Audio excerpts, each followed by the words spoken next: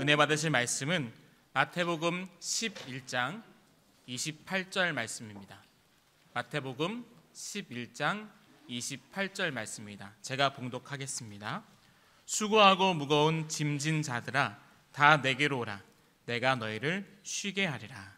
아멘. 이병렬 목사입니다. 저희 서울 서교회는 1970년도에 가랜동에서 개척을 하여서 반세기가 넘는 53년 동안 가랜동에 있다가 작년에 지축 임시 예배처소로 왔다가 이곳에 종조부지에 성전 건축을 시작해서 완공하여 올해 10월 27일 날 입당하여 오늘 4주째 이곳에서 예배를 드리고 있습니다. 우리 교회가 이곳으로 온 것은 여기 오신 여러분들과 또 이 지역의 좋은 이웃이 되고 또 여러분 모두에게 또 이 지역의 축복의 통로가 되기를 원하는 그런 마음을 하나님 주셔서 이곳에 왔습니다. 정말 우리 교회가 오늘 오신 여러분 모두 또 이 지역 주변에 좋은 이웃과 또 좋은 축복의 통로가 되겠습니다. 여러분들에게 이 교회가 정말 하늘의 축복과 이 땅의 축복을 함께 누리는 그런 예배당이 되고 또 교회가 되었으면 좋겠습니다. 정말 잘 오셨습니다. 우리 옆에 있는 분들 한번 축복해 주시기 바래요. 잘 오셨습니다. 축복합니다. 네. 지금 한창 이제 단풍철 막바지입니다. 그래서 참 오늘 같은 날 단풍 구경도 가고 또 등산도 가시고 어디 다니실 곳이 참 많으실 터인데 이렇게 교회를 오셨습니다. 정말 잘 오셨고요. 여러분이 인생을 사시면서 많은 초대 받으셨죠. 어떤 초대는 받고 보면 참 가기 거북하고 또 부담이 되는 그런 초대도 있고, 또 어떤 초대는 정말 설레이고 꼭 가고 싶고 또 그 초대에 가면 자랑스러운 그런 초대도 있을 거예요. 저는 여러분들을 초대해 놓고 지난 저녁에 1시에 깼는데 잠이 오지 않는 거예요.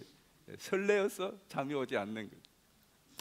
오늘 여러분을 초대한 것은 우리가 보통 초대를 받아갈 때에는 와서 자리를 빛내달라든가 또 아니면은 어떤 일을 기념하기 위하여 또 축하하기 위하여 초대를 다 합니다. 그리고 우리도 갑니다. 근데 오늘 초대는 그런 차원이 아닙니다.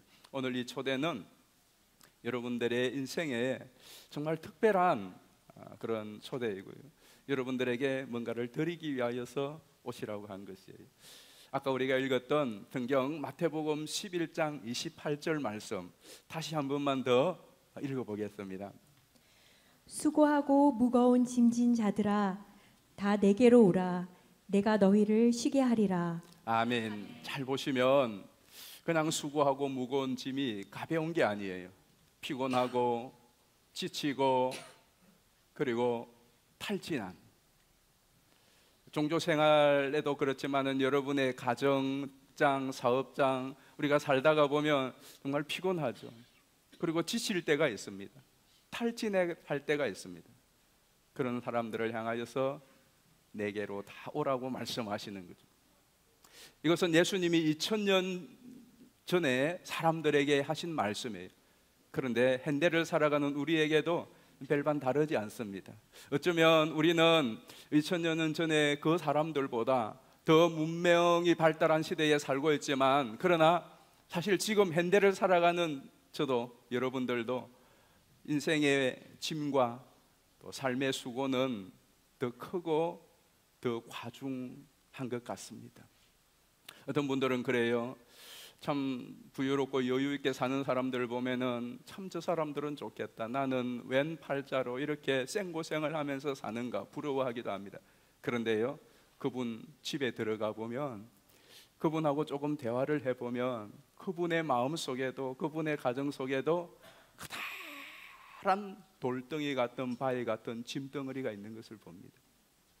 젊은 사람이나 또 중년이나 그리고 또 연세가 지긋하신 우리 어르신들이나 그리고 부자나 가난한 사람이나 배운 사람이나 배우지 못한 사람이나 남녀노소 빈부귀천을 막론하고 수고하고 무거운 짐을 지지 않고 인생의 여정을 사는 사람은 아무도 없죠. 그렇지 않습니까? 그래서 성경은 시편 90편 10절에 보면 이런 말씀이 있습니다. 보실까요? 우리의 연수가 70이요 강건하면 80이라도 그 연수의 자랑은 수고와 슬픔뿐이요 신속히 가니 우리가 날아가나이다. 아멘. 자 보세요. 요즘은 70, 80이 아니라 뭐 100세 시대입니다만은 그러나 오래 사셨다는 것의 자랑은 무엇이겠습니까? 물론 많은 업적도 있겠지만 고생 많이 한 것이죠. 고생 정말 많이 한 것이죠. 그래서 오래 살았다는 그 자랑이 많은 자랑이 있지만 내가 고생 정말 많이 했다 하는 거죠. 우리나라에 지금 생존하시는 분 가운데 저술 활동과 또 강연 활동을 하시는 가장 고령이신 분이 김형석 교수님이십니다. 이분 1920년생인데 지금 100 우리 나이로 하면 5세죠. 우리 교회도 1920년생 권사님이 계세요.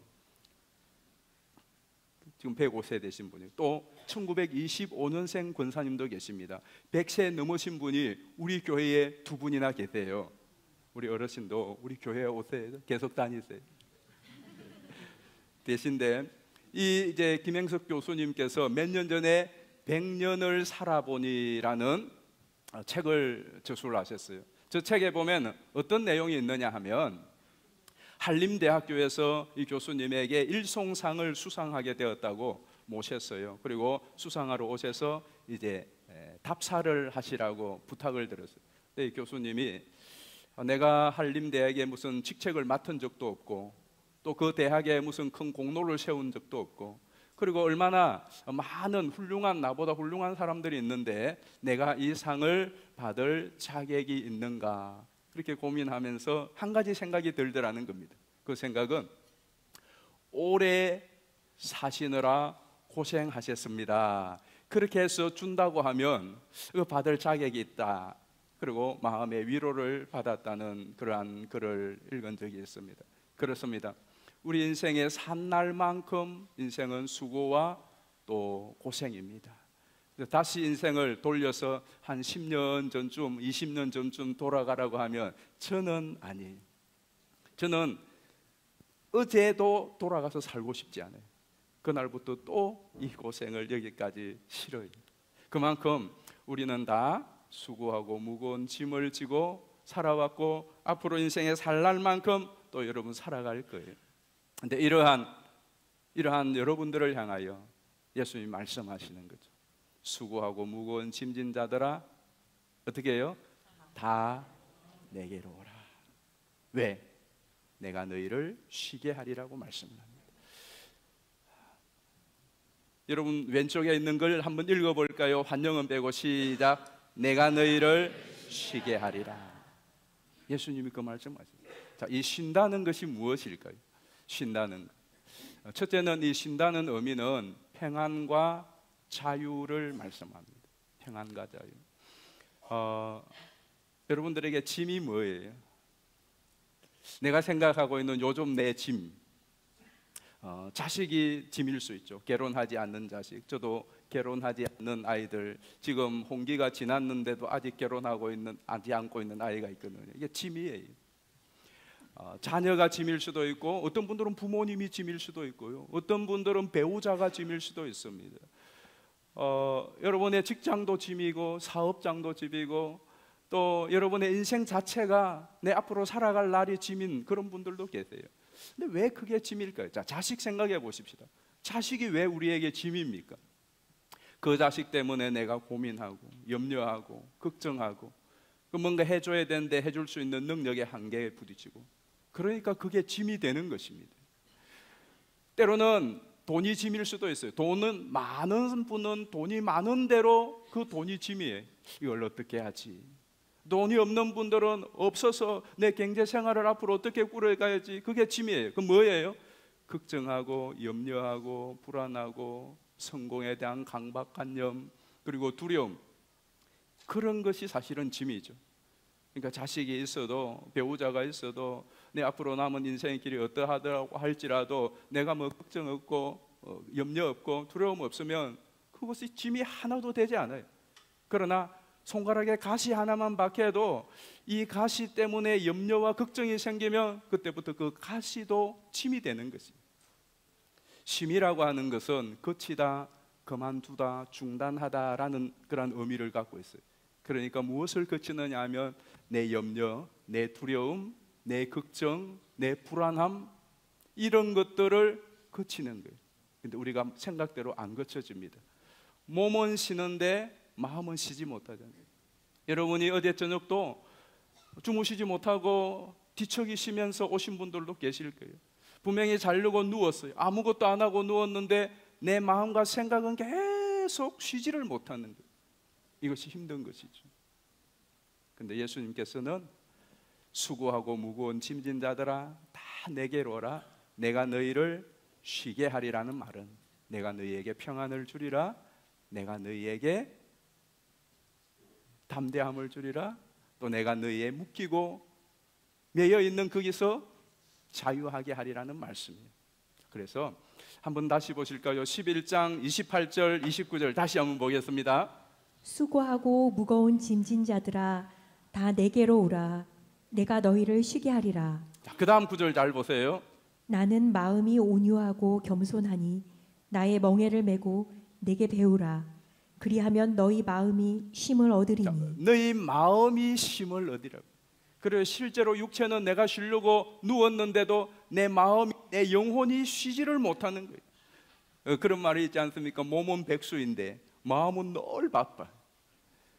내 마음이 쉬지를 못해요. 진정한 쉼은 마음의 평안과 또 마음의 자유함을 주는 거예요. 그런데 어떻게 우리가 이 마음의 쉼을 얻을 수 있느냐? 요한복음 14장 1절이에요. 한번 보실까요? 너희는 마음에 근심하지 말라. 하나님을 믿으니 또 나를 믿으라. 보세요. 너희는 마음에 근심하지 말라. 그 근심을 해결하는 길은 하나님을 믿고 예수님을 믿는 것이래요. 그 다음 27절 말씀 봅시다. 평안을 너희에게 끼치노니 곧 나의 평안을 너희에게 주노라. 내가 너희에게 주는 것은 세상이 주는 것과 같지 아니하니라.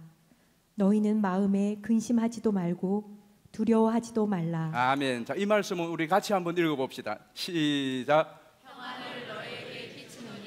곧 나의 평안을 너희에게 주노라. 내가 너희에게 주는 것은 세상이 주는 것과 같지 아니하니라. 너희는 마음에 근심하지도 말고 두려워하지도 말라. 아멘. 오늘 저는 여러분을 위하여 기도했어요. 여러분이 누구신지도 잘 모르고 어떤 분이 오실지도 잘 몰라요. 그러나 어제 저녁에 그리고 계속 며칠간 기도하면서 하나님, 우리 교회에 오시는 분들이 어떤 마음의 무거운 짐과 또 염려와 근심과 불안과 두려움과 강박관념과 묶인 것이 있다고 할지라도 주님, 이분들에게 자유를 주십시오. 평안을 주십시오. 마음의 근심이 떠나가고 두려움이 떠나가고 담대함과 평안을, 이 세상에 그 무엇으로도 줄 수 없는 평안을 주십시오. 기도했어요. 여러분, 이 평안을 받아가시기를 축복합니다. 두 번째 쉼은 어떤 거냐 하면 치유와 회복을 쉼이라고 해요. 여러분이 몸이 아파서 병원에 입원을 했어요. 병원에 입원을 하면 정말 아무것도 안 하고 그냥 누워서 쉬잖아요. 근데 그걸 사실 쉼이라고는 말하지 않습니다. 저도 작년 2월에 병원에 입원을 해서 세브란스에 한 8일 동안은 입원을 해 있어 봤어요. 야, 난생 처음으로 병원 입원해 있는데 세상에 너무 좋더라고요. 아무것도 안 해도 그냥 누워 있으면 때 되면 밥 딱 갖다 바치죠. 밥 먹고.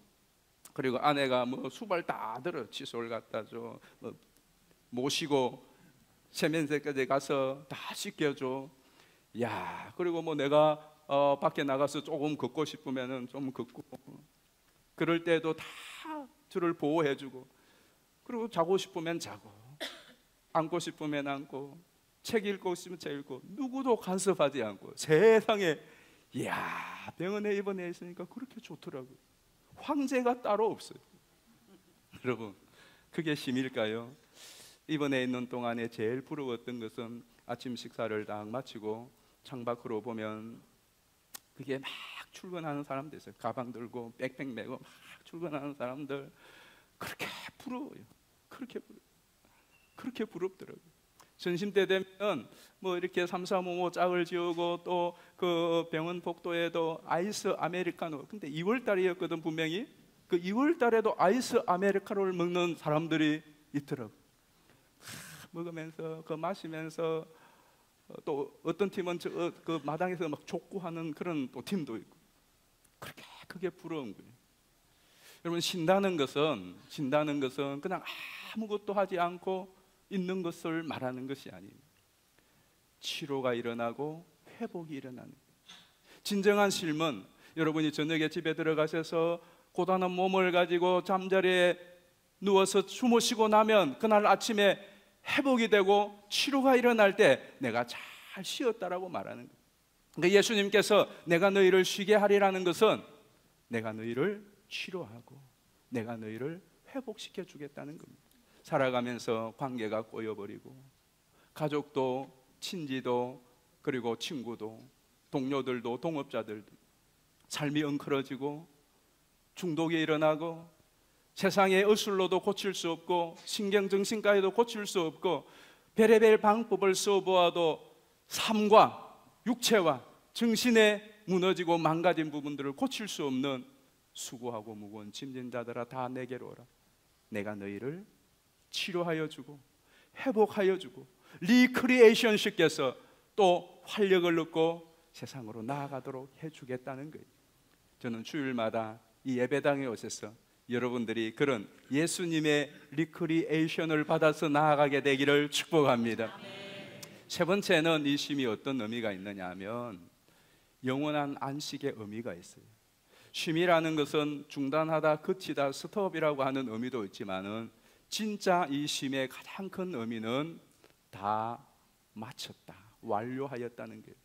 언제 내가 진정한 쉼을 누릴 수가 있겠습니까? 내가 하던 이 일을 다 마쳤을 때입니다. 성경의 안식이라는 단어가 창세기 2장에 처음으로 나와요. 창세기 2장 말씀 한번 보실까요?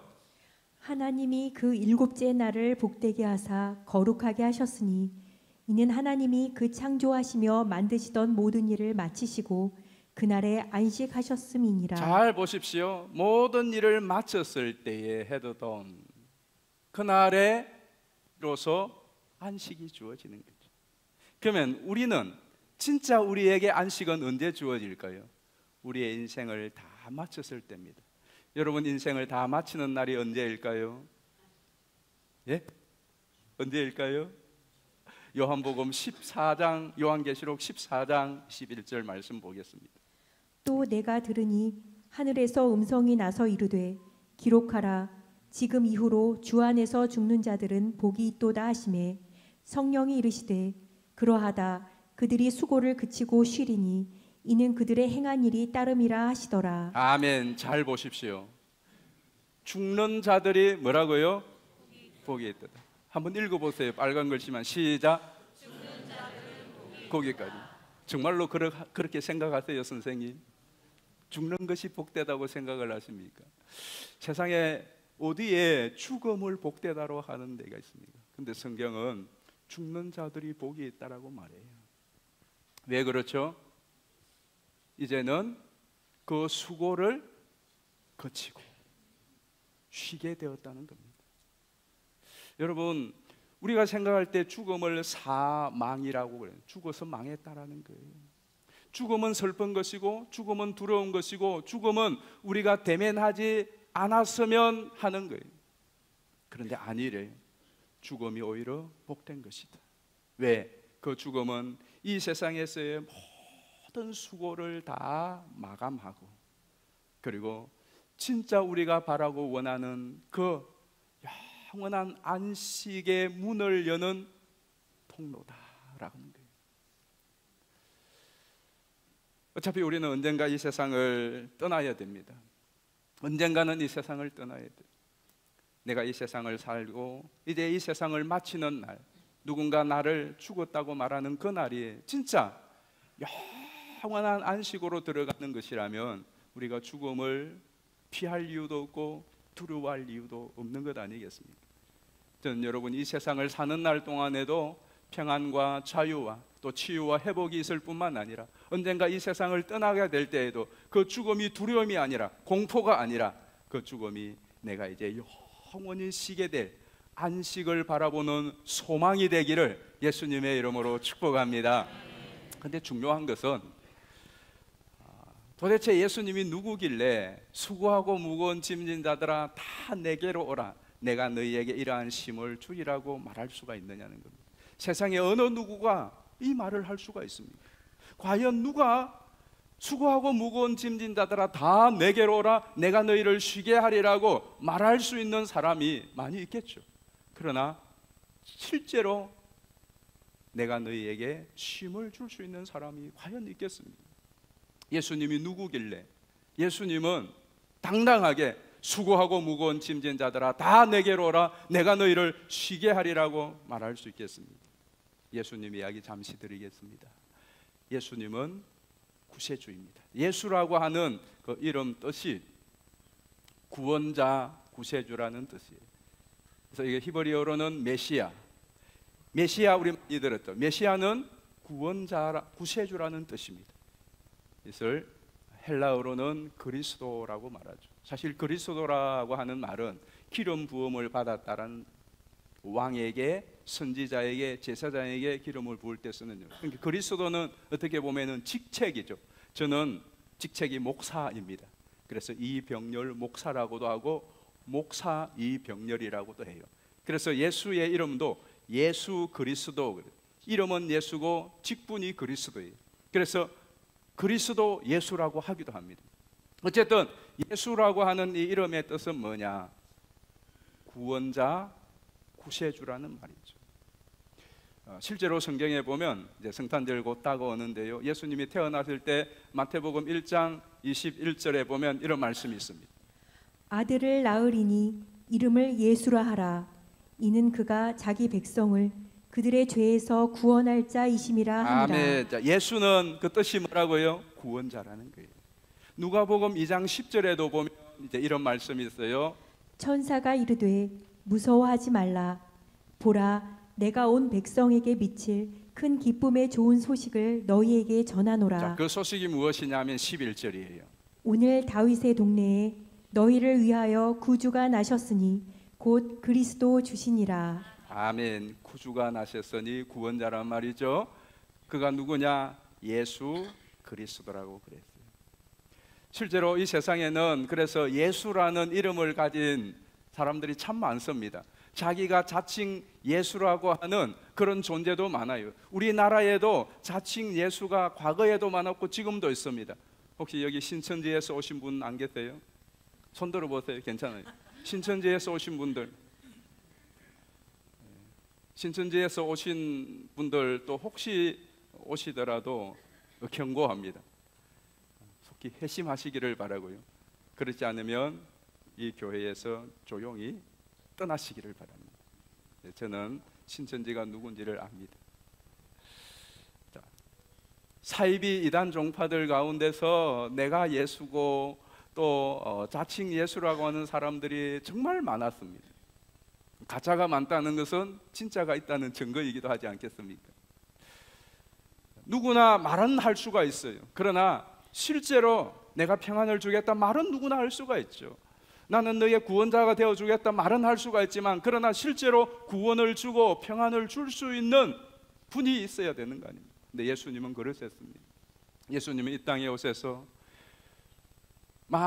정말 많은 버림받은 사람들, 소외된 사람들 찾아다니면서 또 예수님께로 오는 사람은 누구도 거절지 않고, 그가 누구든지 간에 치유하여 주시고 회복시켜 주시고, 7 귀신에 걸려서 인생을 말아먹고 있던 사람들, 그들도 예수님에게 왔을 때 예수님은 그를 치료하여 주셨고, 불치의 지병 때문에 인생을 포기하고 살아가던 사람들도 예수님을 만날 때 예수님이 그들을 치유해 주셨고, 마음에 깊은 상처를 가지고 남편을 4명 5명 갈아채워도 해결이 안 되는 그 여인, 예수님이 만났을 때에 마치 가라앉은 심령이 물을 맞고 해결한 것처럼 그 인생을 바꾸어 주셨고요. 삭개오처럼 돈은 많이 있었지만은 영혼의 갈증이 있었던 사람, 그 삭개오가 예수님을 만났을 때 자기의 재산 절반을 팔아서 가난한 사람에게 구제할 정도로 그 인생이 달라질 거예요. 그 당시에 최고의 관직에 있었던 니고데모 같은 사람은 그 높은 관직에 있었음에도 불구하고 영혼의 인생의 무거운 짐과 그 허한 마음들을 가눌 길이 없었다가 밤에 몰래 다른 사람들 보니까 그래도 창피하기도 해서 밤중에 예수님 찾아가서 예수님 만났어. 예수님하고 상담하고 예수님 모시고 그 인생이 달라진 경험들이 많이 있습니다. 오늘 저는 그 가운데 여러분들이 속하기를 주의 이름으로 축복합니다. 그냥 왔다가 가지 마시고요, 이 예수님의 평안과 자유와 치유와 회복과 영원한 영생의 안식을 여러분들도 오늘 한순간 맛보는 것이 아니라 여러분의 남은 인생의 여정에 맛보게 되시기를 주의 이름으로 축복합니다. 우리 교회는 그런 분들이 많고요, 저도 마찬가지입니다. 오늘 이 성경 말씀 가운데 저는 가장 제 마음에 와 닿는 것이 무엇이었냐 하면, 수고하고 무거운 짐진 자들아 다 내게로 오라, 내가 너희를 쉬게 하리라. 여러분은 이 말씀 가운데 어떤 어절이 가장 마음에 들어요? 저는 다 내게로 오라는 거예요. 다 내게로 오라. 노인과 바다의 저자 해밍웨이가 지은 단편 소설 가운데 세계의 수도라고 하는 책이 있습니다. 아주 얇은 단편 소설인데요, 이 세계의 수도는 스페인의 수도 마드리드를 배경으로 한 푸코라고 하는 주인공의 이야기예요. 소설이니까 진짜는 아닙니다. 이 푸코는 프란치스코의 약자인데, 이 소설의 첫머리 서두를 어떻게 시작하느냐 하면 마드리드의 농담, 이렇게 시작을 합니다. 마드리드의 농담이 어떤 농담이냐 하면, 어떤 사람이 신문사에 하단 광고를 냈어요. 어떤 내용의 광고를 내었느냐, 이런 광고를 내었습니다. 사랑하는 파코, 화요일 저녁에 몬타나 호텔로 찾아오길 바람, 모든 것을 용서하마 아빠가, 이렇게 광고를 실었어요. 그 이튿날 몬타나 앞에는 어떤 일이 벌어졌냐면은 파코라고 하는 이름을 가진 800명의 소년들이 집결을 했어요. 이 소년들을 해산하느라고 스페인의 일개 경찰 중대병력이 동원됐다는 거예요. 마드리드의 농담입니다. 이렇게 소설이 시작돼요. 저는 저게 농담으로 들리지 않고요, 두 가지의 굉장히 마음에 울컥하는 그 느낌을 주었어요. 첫 번째는, 파코는 그 당시 스페인에서는 우리나라의 영희, 철수, 순이처럼 흔한 이름이었대요. 이 광고를 보고 실제로 파코라고 하는 이름을 가진 사람이 800명이 모였다는 것은 그만큼 많은 사람들의 마음의 상처와 용서와 또 아버지와의 화해를 기다리는 응어리들을 가진 사람이 너무나 많다는 거예요. 또 하나 저 가슴을 찬하게 했던 것은 뭐냐 하면, 그런데 그 800명이 그 몬타나 호텔 앞에 모였는데 단 한 사람만 아버지를 만나서 안식을 얻을 수 있고, 나머지 799명은 쓸쓸히 발걸음을 돌려야 했다는 사실이에요. 그런데 오늘 예수님은 800명 아니라 8,000명, 8만 명, 8억이라고 할지라도 다 내게로 오라고 그랬어요. 이 부분이 너무 좋은 거예요. 어떤 짐을 가지고 있든지, 또 여러분이 누구든지 다 내게로 오라. 한 사람도 그냥 발걸음 돌려보내는 것이 아니라, 쓸쓸히 또 퇴장하는 것이 아니라, 다 내가 너희를 쉬게 하리라고 말씀하신 거예요. 우리 교회에는 이렇게 새생명 축제 때에 오셔서 정말 예수님을 영접하고 만나서 지금 행복하게 신앙생활을 하고 계시고요, 오늘 이 행사의 총 책임자가 되어서 분주하게 여러분을 섬기는 분도 계십니다. 실제로 영상으로 그분들과 인터뷰를 좀 보여드리도록 하겠습니다.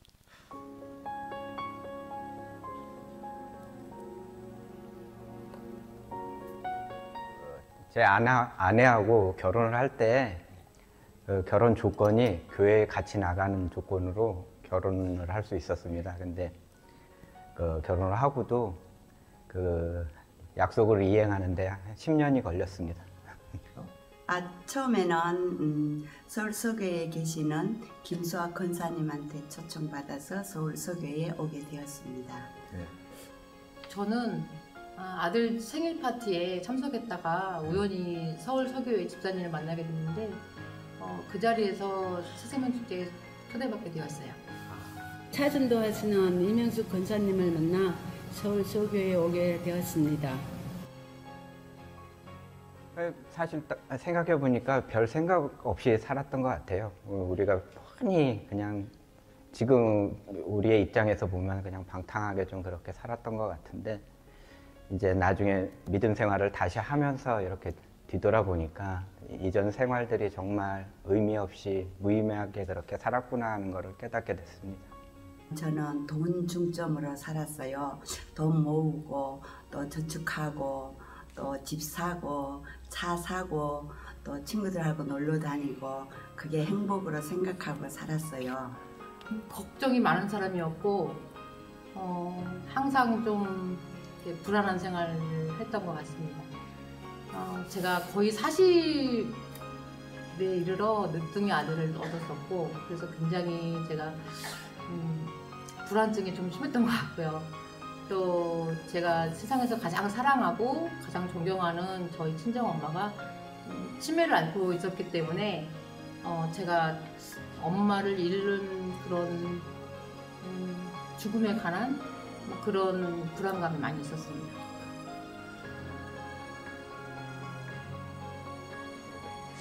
다시 나가서 예전같이 믿음 생활을 할 수 있을까 뭐 이런 생각을 했습니다. 근데 교회 가는 거에 대해서 탐탁치 않은 가족들의 수원들이 있었기에 제가 목사님 말씀만 듣고 빨리 도망가자 이런 마음으로 앉아 있었습니다.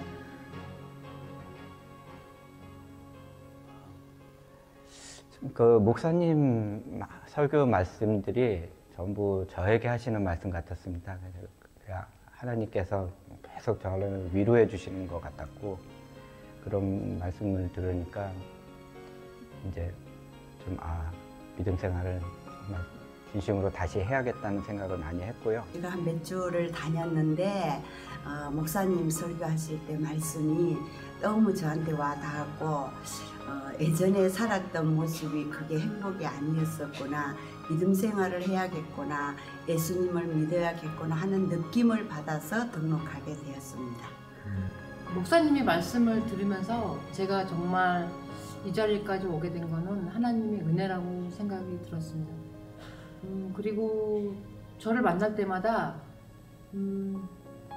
저를 위해서, 우리 가족을 위해서 항상 기도하겠습니다라는 그 집사님의 말씀이 생각이 났고, 또 누군가 저를 위해서 항상 기도를 하고 있구나, 그래서 제가 이 자리에 정말 잘 살고 있었구나 이런 생각이 들었습니다.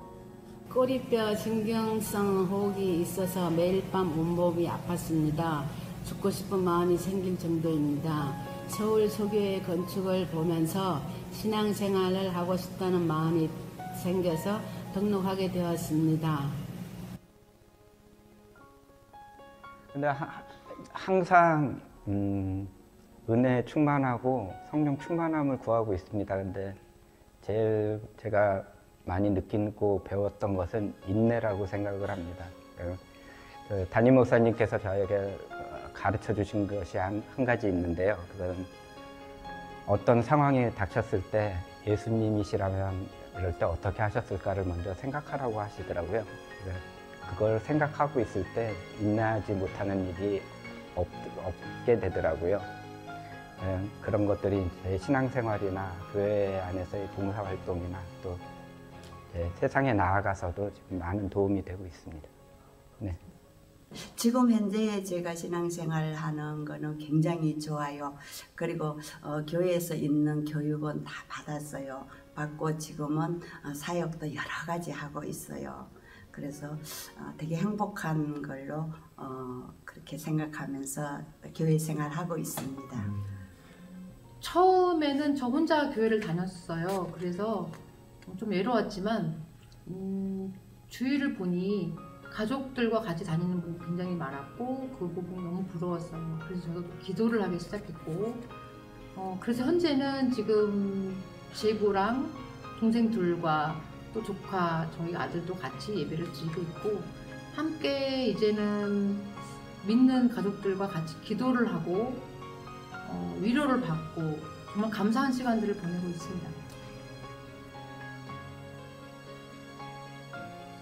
하나님 은혜하고 이제 세상에서 하는 우연을 좀 구분을 짓고 이걸 좀 혼동을 하시는 분들이 있습니다. 근데 같이 신앙생활을 하시면서 그 세상에서 흔히 말하는 그 우연도 우리 주님께서 하나님께서 다 역사하심으로 인해서 만들어져 간다는 것을 함께 깨닫어 가는 그런 게 되었으면 하는 소망이 있습니다.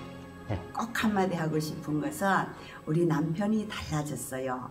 예전에 술을 너무 좋아하고 술을 굉장히 사랑했어요. 그랬는데 지금 4개월 전부터 술을 정말 딱 끊었어요.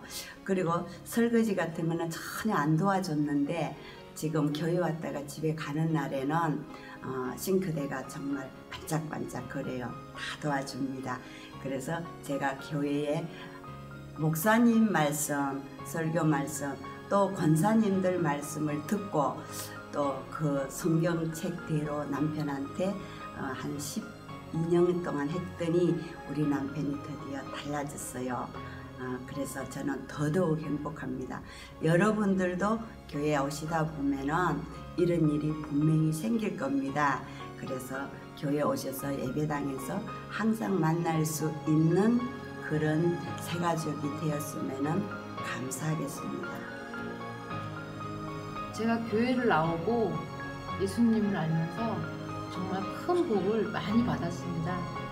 수많은 이론들이 저에게 예수님을 전했지만 저는 그때마다 이유를 대면서 거절한 것이 얼마나 후회스러운지 모릅니다. 오늘 초대받아 오신 모든 분들은 이 큰 축복을 꼭 붙잡으셔서 더 큰 평안을 누리시고 더 큰 행복을 누리시길 소망합니다. 감사합니다.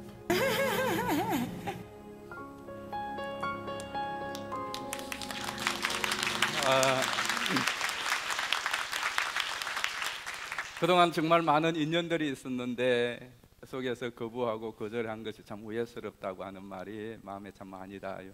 아까 이야기했던 그 파코 이야기의 마지막은 이렇게 끝이 납니다.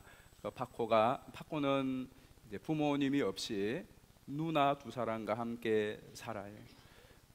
그 파코는 마드리드의 아주 허름한 펜션에서 웨이터로 일을 하면서 사는데 그 펜션은 주로 이루 투사들이 잠시 머물다 가는 그런 펜션입니다.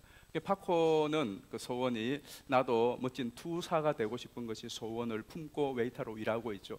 그러다가 어느 날 그 동료와 함께 식칼을 가지고 투를 하다가 그냥 실수로 칼에 식도에 찔립니다. 그리고는 과다출혈로 죽습니다. 정말 뜻밖의 허망한 그러한 죽음이죠. 아무도 주목해주지 않는 참 어떻게 보면 비참한 그런 죽음입니다. 이 파코가 이제 식도에 찔려서 피를 쏟으면서 숨을 헐떡이면서 마지막 하나님께 회개 기도를 하는 장면이 마지막에 나와요. 오 나의 하나님, 제 모든 사랑을 받기에 족하신 당신을 능멸한 죄를 깊이 뉘우치나이다. 그리하여 저는 결연히 다짐하오니 거기까지 하고 끝이 납니다. 왜 여기까지 하고 끝이 난 줄 아십니까? 거기서 심장이 멎어버렸어요. 호흡이 끊겨버린 것이죠. 최후의 순간에 신에게 용서를 구할 기회마저도 없이 인생의 커튼이 닫혀버린 것입니다. 여러분 가운데 아무도 설마 나는 그럴 일이 없겠지라고 생각할지 모르겠습니다. 그러나 한 가지 단언할 수 있는 것은 우리 중에 누구도 푸코와 같은 인생의 마지막이 갑자기 오지 않을 것이라고 확실하게 100% 장담할 수 있는 사람은 아무도 없습니다. 그런 의미에서 오늘 이 자리에 초대를 받아 여러분이 오신 것은 여러분 인생의 최고의 선택이라고 저는 믿고 싶습니다. 잘 오셨습니다. 방금 그 인터뷰 영상의 후발 주인공들이 여러분들이 되셨으면 좋겠습니다. 정말 여러분 모두가 지금까지 어떻게 살아오셨던지 간에 이후에는 우리와 함께 그 예수님과 더불어 여러분의 남은 인생을 힘들고 어려운 세상이지만은 나와 함께 하시는 그 예수님 때문에 거친 광야와 같은 세상을 힘차게 헤쳐나가며 이 세상을 떠날 때에 영원한 안식에서 영원히 하나님과의 영생 복락을 누리게 되는 그런 소망을 품고 위험한 세상 승리하게 되시기를 바랍니다. 함께 우리 찬양 부르고 싶은데, 우리가 부르는 그 찬양 가운데 예수 예수라는 찬양이 있습니다. 여러분 이 가사를 보시면서 정말 이 가사가 또 여러분에게 실제가 되었으면 좋겠어요. 예수 예수.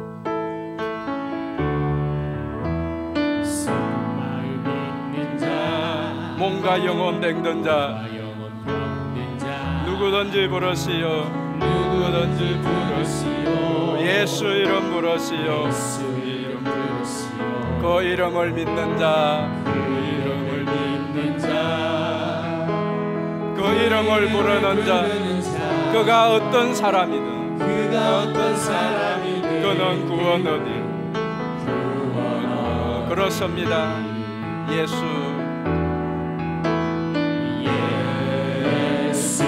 예수 예수 모든 명의 그 이름 예수. 나 외쳐 부르네 예수 그리스도. 예수 예수 예수 구원의 그 이름 예수. 나 외쳐 부르네 예수 그리스도. 은과금 내게 없으나, 은과금 내게 없으나 나 가진 건 너에게 주니 능력의 이름 예수라. 그 이름을 붙드세요. 그 이름을 믿는 자, 그 이름을 외치는 자, 그가 어떤 사람이든 주의 영광 보리라. 아멘. 그렇습니다. 예수 예수 예수 모든 명의 그 이름 예수. 나 외쳐 부르리 예수 예수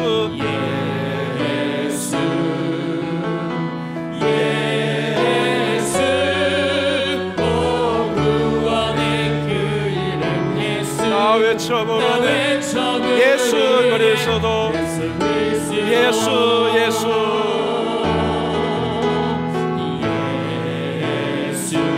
예수 예수 모든 명의 그 이름 예수. 나 외쳐 부르네 예수 예수